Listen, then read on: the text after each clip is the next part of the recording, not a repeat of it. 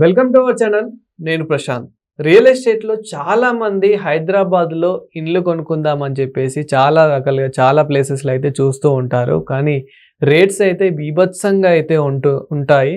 So మరి 18 లక్షల్లోనే flats అనేటివి అమ్మకాలకి ఈ రోజుల్లో ఉన్నాయా? ఉంటే మరి ఏ ఏరియాల్లో ఉన్నాయి అనే విషయాలు అయితే తెలుసుకుందాం. దీని గురించి అయితే మాట్లాడేందుకు ప్రస్తుతం మనతో పాటు రియల్ ఎస్టేట్ ఎక్స్పర్ట్ రవికుమార్ గారు ఉన్నారు. నమస్తే అండి. నమస్తే సార్.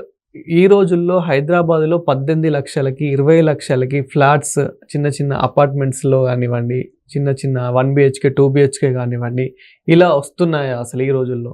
ఎస్ ఎందుకంటే మీరు ఈ రోజుల్లో అని మరీ నొక్కి ఒక్కాడిస్తున్నారు. ఎందుకంటే ఇది చాలా కష్టమైనటువంటి విషయం. చాలా తక్కువ అంటే అంతో చాలా లిమిటెడ్ క్వాంటిటీ అలాంటి ఫ్లాట్స్ మనకి అవుట్స్కట్స్ దొరుకుతున్నాయి. ఏవైతే పాత గవర్నమెంట్ కేసీఆర్ గవర్నమెంట్లో కట్టారు కొన్ని బిల్డింగ్స్, అవన్నీ కూడా 1 BHK 2 BHKవి. కొన్ని అన్న అవుట్ రేట్లో ఫస్ట్ కమ్ ఫస్ట్ సర్వ్ బేసిస్లో, మిగతా అవన్నీ ఈ విధంగా మీరు చెప్పిన 18 to 20 lakhs మధ్యన ఇలాంటివి వాళ్ళు ప్లాన్ చేసి మన వాళ్ళందరికీ కూడా ఓపెన్ అప్లికేషన్స్ అడిగి, మరి పాతకాలంలో మీకు తెలియకపోయిండొచ్చు, పాతకాలంలో కుక్కటపల్లి హౌసింగ్ బోర్డు కానీ, లేకపోతే మన NGO కాలనీ కానీ, మౌలాలీలో హౌసింగ్ బోర్డు కాలనీలు కానీ, ఈ బాగ్లింగపురంలో హౌసింగ్ బోర్డు కాలనీలు కానీ, ఇవన్నీ కూడా ఆ విధంగా ఆప్షన్స్ జరిగేవి అనమాట. ఆ విధంగా అంటే బిట్స్ కాన్ఫర్ చేసేవాళ్ళు, లాటరీలో వచ్చిన వాళ్ళకి అవి అలాట్ అయ్యేవి. అవన్నీ ఇన్స్టాల్మెంట్లు కట్టుకోవటము, లేకపోతే బ్యాంకులు టైఅప్ చేసి బ్యాంకుకి ఇన్స్టాల్మెంట్లు కట్టుకోవటము, ఇలాగా రకరకాలైనటువంటి స్కీముల్లో ఆ రోజుల్లో హౌసింగ్ బోర్డు చాలా యాక్టివ్గా ఉండేది. అర్థమైందండి. ఇప్పుడు మళ్ళీ ఈ గవర్నమెంట్, ప్రస్తుత గవర్నమెంట్ రేవంత్ రెడ్డి గారి గవర్నమెంట్ వచ్చాక అదే తరహా ఇప్పుడు మీరు ఏదైతే అన్నారో అదే తరహాలో 18 to 20 lakhsలో 550 SFT. అవును, మరి అలా అని చెప్పి 1000 SFT రాదు. కన్స్ట్రక్షన్ కాస్ట్ చాలా పెరిగిపోయింది కదా. కన్స్ట్రక్షన్ కాస్ట్ సుమారుగా ఇవాళ ఎంత ఉంటుంది మీ ఉద్దేశంలో చెప్పండి? Construction cost per square feet ఇలా మామూలు కట్టుకోవాలంటే కూడా మినిమంలో 1500 నుంచి 2000 రూపాయల దాకా కన్స్ట్రక్షన్కే ఉంది. కాబట్టి వాడు 550 SFT మాత్రమే ప్లాన్ చేసి, ఇలాగా ఎకనామికల్లీ వీకర్ సెక్షన్ అంటే ఇంకా పూర్తి గైడ్లైన్స్ దాని మీద రాలేదు. ఆ పూర్తి గైడ్లైన్స్ వచ్చాక మనకి పూర్తిగా క్లియర్గా మనకి అందరికీ కూడా దాని గురించి మనకు తెలుస్తుంది అనమాట. ఇప్పుడు ప్రస్తుతం ఏంటంటే వాళ్ళ ఆలోచన ఏంటంటే ఈ విధంగా 20 lakhs లోపల ఆ 550 SFT ఇల్లు, దిస్ ఇస్ అంటే అదర్వైజ్ కాల్డ్ 1 BHK, మీరు చెప్పినట్టుగా 1 BHK, లేకపోతే దాన్ని కొంచెం చిన్నగా చేసి 2 BHK 550 to 650 మధ్యన అట్లాంటి ప్లేసెస్లో మనకి ఇటువైపు వెళ్తే మియాపూర్కి యువతలు అక్కడ ఉన్నాయి. అలాగే మన పోచారం దగ్గర అంటే ఇన్ఫోసిస్ చూసారా, పోచారం అక్కడ కట్కేశ్వర రోడ్డు మీద, వరంగల్ హైవే మీద అక్కడ, ఆ విధంగా ఇటువైపు మనకి మేడ్చల్ రోడ్డు మీద, ఈ విధంగా వాళ్ళు టౌన్షిప్స్ ప్లాన్ చేస్తున్నారు.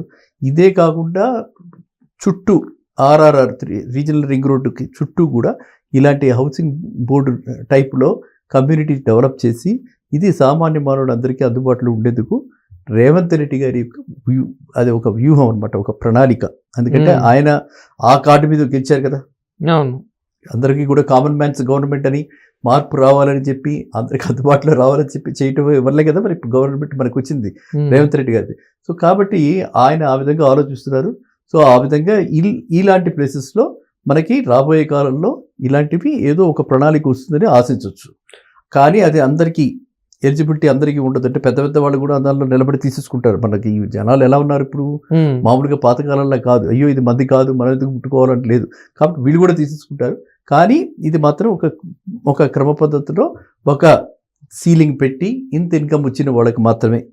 సో నా ఉద్దేశంలో అది ఒక సంవత్సరానికి 2.5 lakhs 3 lakhs అంటే 25,000 ఆ లోపల ఉన్నటువంటి ఇన్కమ్ ఉన్నటువంటి వాళ్ళకి మాత్రమే దీనిలో ఇలాంటి వాటిని కొనుక్కోవడానికి అర్హత పెట్టి, ఈ అంతకంటే ఆదాయం లేని వాళ్ళకి మాత్రమే, అండ్ సొంత ఇల్లు లేని వాళ్ళకి. ఆల్రెడీ మీకు ఇల్లు ఉందనుకోండి, ఉందా మీకు? అవును, చెప్పండి. అంటే విలేజ్లో లేదు కదా. కాబట్టి లేకపోయిన వాళ్ళకి మాత్రమే, ఉన్న వాళ్ళకి మళ్ళీ దీనిలో అలాంటి అర్హత లేకుండా లేని వాళ్ళకి మాత్రమే ఇలాంటి ఇల్లు ఇద్దామని చెప్పి ఒక ఆలోచనలో ఉన్నారు గవర్నమెంట్. సో ఇది చాలా మంచి ఆలోచన, అందరూ కూడా హర్షించదగ్గ ఆలోచన. ఇట్లాంటిది మీకు రాబోయేది మాత్రం అవుట్స్కట్స్లో వస్తాయి. ఇటు ఎవరికైతే మనకి వెస్ట్ సైడ్ ఇంట్రెస్ట్ ఉందో వాళ్ళంతా కూడా దే షుడ్ బి ప్రిపేర్డ్. వాళ్ళ కోల్లూరు దగ్గర నుంచి అక్కడ మనకి వెళ్తుంటే కూడా మీకు అవుటర్ రింగ్ రోడ్ నుంచి వెళ్తుంటే బిట్వీన్ కొల్లూరు టు పటాన్చెరు మధ్యలో లెఫ్ట్ సైడ్ రైట్ సైడ్ కూడా ఫ్లాట్స్ ఉన్నాయి. అలాంటి సముదాయాలు మీరు చూసుంటారు. అలాగే పాతకాలంలో రాజీవ్ గృహకల్ప ఉండేది ఒకప్పుడు. రాజీవ్ గృహకల్ప ఆ ఇళ్ళు చిన్న చిన్న ఇళ్ళు అవి ఆ రోజుల్లో చాలా తక్కువ రేటుకి 50,000కి అలా ఇచ్చేసేసారు. ఇచ్చే అవి మళ్ళీ బాగాలేదని చెప్పి చిన్న గదులు అని చెప్పి ఇలా మళ్ళీ చాలామంది మైగ్రేషన్ ప్రాబ్లమ్స్ వచ్చాయి.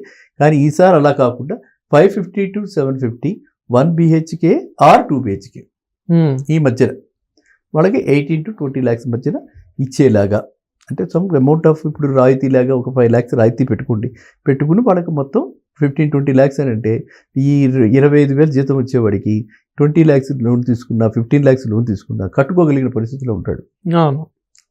అల్టిమేట్గా కాస్త కూస్తో ఇందులో మొత్తం అయితే రాయితీలు ఇవ్వరు కదా గవర్నమెంట్, కొంత మనం పెట్టుకోవాలి, కొంత వాళ్ళు ఇస్తారు. సో ఆ విధంగా జరుగుతుంది. కాబట్టి మీరు అన్నదానికి ఏంటంటే ఈ ప్లేసెస్ అన్నింటిలో కూడా ఆ ప్లాన్ అయితే ఉంది. అలాగే విజయవాడ హైవే మీద రామోజీ ఫిలిం సిటీ దాటిన తర్వాత అబ్దుల్లాపూర్ మెట్టి దాటిన తర్వాత చౌటుప్పాలకి ఇవతల అక్కడ కూడా చాలా మటుకు గవర్నమెంట్ ల్యాండ్ ఉంది. అక్కడ కూడా ఇలాంటి ప్లాన్ ఆలోచిస్తున్నారు.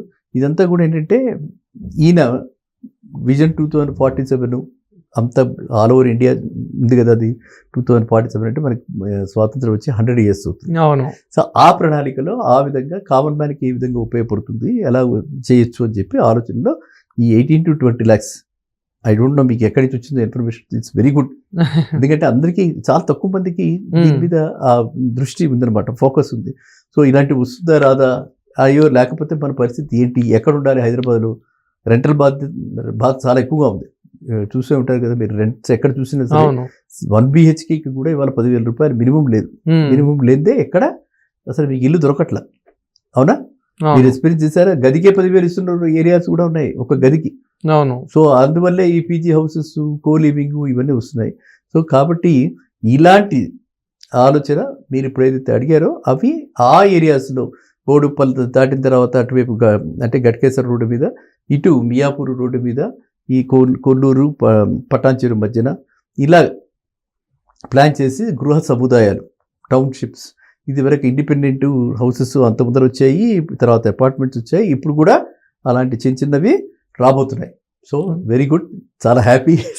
సిటీలో ఏ విధంగా ఉన్నాయి ప్రస్తుతం రేట్లు? అంటే సిటీలో మరి తీసుకోవాలనుకుంటే కనుక ఎక్కడెక్కడ తీసుకుంటే ఫ్యూచర్లో బాగుంటుంది అనుకోవచ్చు? ఓ సిటీలో ఇప్పటికీ కూడా అది చాలా పెద్ద విషయం. ఎందుకంటే మీరు బాగా తెలుసుకోవాల్సింది, యువత అందరూ తెలుసుకోవాల్సిన విషయం ఏంటంటే అందరూ కూడా రియల్ ఎస్టేట్ మార్కెట్ డమాల్. విన్నారా? అవును, రియల్ ఎస్టేట్ గోవిందా, రియల్ ఎస్టేటే లేదు అని ఇలా చెప్తున్నారు తప్ప సిటీలో ఎక్కడ కూడా ఏ పెద్ద బిల్డర్ కూడా రేట్లు తగ్గించలే ఇంకా. అర్థమైందండి? అంతా కూడా అది ఒక ఐసీయూలో ఒక వెంటిలేటర్ మీదకి వచ్చేసింది.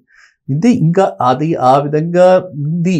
అంటే రాబోయే కాలంలో రేట్లు పడతాయేమో, పతనం అవుతాయేమో అన్న ఉద్దేశంతో మనం ఉన్నారు తప్ప ఇంకా పతనం అవ్వలేదు. ఆన్ ది ఎడ్జ్లో ఉంది రియల్ ఎస్టేట్ మార్కెట్ తెలంగాణలో. ఇంకా పడింది మాత్రం నేను అనను, ఎందుకంటే రేట్లు ఎవరు తగ్గించలేదు. ఇప్పుడు ఏం చేస్తున్నారు, తెలిసిన వాళ్ళకి కొంత మనం లోగుట్టుగా అందరికీ కూడా సీక్రెట్గా ఏదో 2-3 ఫ్లాట్స్ అమ్మటం, రేట్లు మళ్ళీ పెంచుకోవచ్చేమో అని అలా ఆశతోటి అలా పొడిగిస్తూ పోతుంది తెలంగాణలో. సో ఇప్పుడు మీరు అన్న దానికి అరౌండ్ 5,000 రూపీస్ ఎస్ఎఫ్టీ పెట్టుకుంటే మనకి కొల్లూరు దగ్గర, వెలిముల దగ్గర, కోంపల్లి దగ్గర, ఓకేనా, ఈ తర్వాత మనకి ఉప్పల్ దాటిన తర్వాత గట్కేసరికి వెళ్ళే దారిలో ఇన్ఫోసిస్ ఉంది కదా, పోచారం అది, అక్కడ ready to move Hayat Nagar దగ్గర, ఈ రోడ్డుకి అటు ఇటు. ఎందుకంటే ఆ కనెక్టివిటీ అంత బ్రహ్మాండంగా ఉన్నప్పుడు మీకు 2 kilometers ఎక్కువ వెళ్తే నష్టం ఏంటి? ఇప్పుడు ఎల్బీ నగర్ నుంచి హయత్ నగర్ దాకా మెట్రో వెళ్తుంది. మెట్రో హయత్ నగర్ దాకా వచ్చేస్తున్నప్పుడు హయత్ నగర్ నుంచి 2-3 kilometers అంటే 10 నిమిషాల్లో మీరు హయత్ నగర్లో ఉంటారు. ఎప్పుడైతే మీరు మెట్రో వచ్చింది, మీకు జూబ్లీ హిల్స్, బంజారా హిల్స్ ఎక్కడికి వెళ్ళాలన్నా కూడా 1/2 hour 45 minutes మ్యాక్సిమం. ఈ మూల నుంచి అమరకి 45 minutes వెళ్ళిపోతున్నాం ఇప్పుడు. అవునా? సో ఆ విధంగా చూసుకుంటే city is expanding and affordable places, ఇవన్నీ చుట్టూ అంతా కూడా అఫోర్డబుల్ ప్లేసెసే. అండ్ స్టాండర్డ్ అపార్ట్మెంట్స్ చాలా ఉన్నాయి, చాలా బ్యూటిఫుల్గా కడుతున్నారు. కాబట్టి వాటిల్లో మనం ఇచ్చేద్దాం, అదే అందరూ కూడా అందులో ఇన్వెస్ట్ చేయొచ్చు. ఆ విధంగా ముందుకెళ్తాం. Thank you sir. Thank you.